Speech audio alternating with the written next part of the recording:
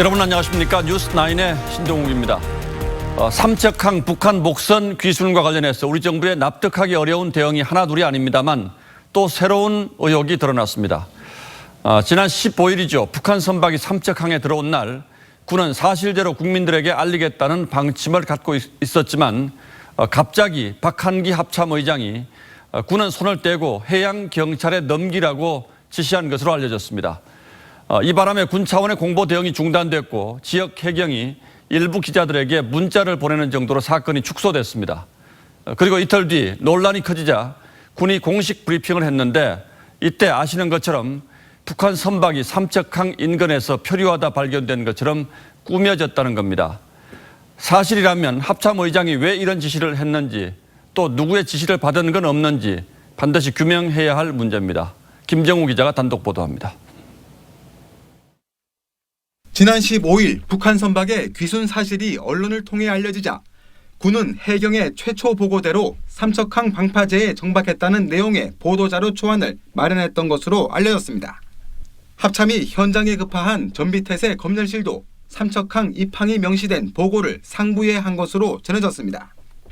그런데 갑자기 박한기 합참의장이 해양경찰청이 주관할 것이라며 군은 손을 떼라고 지시한 것으로 전해졌습니다.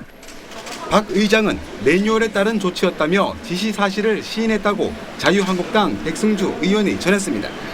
해안경계 태세가 뚫렸다는 것을 인정하기가 싫었을 거 아닙니까? 사건의 의미를 축소하려는 의도와 관련됐죠.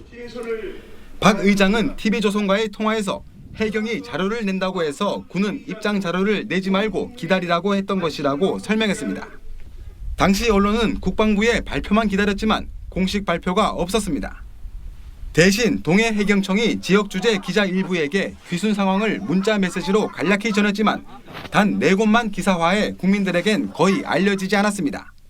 청와대는 당시에 해경 문자 메시지를 근거로 삼척항 입항 사실을 숨기지 않았다고 설명합니다. 손을 뗐던 군은 이틀 뒤 태도를 바꿔 공식 브리핑을 했지만 삼척항 입항이라는 보고는 삼척항 인근으로 바뀌어 있었습니다. 발표에 관여했던 군 관계자는 언론 인터뷰에서 삼척항 입항 사실을 알고 있었지만 보도 지침을 따른 것이라고 했습니다. 한국당에선 청와대로부터 보도 지침이 하달된 것으로 의심된다는 주장이 나옵니다. TV조선 김정우입니다.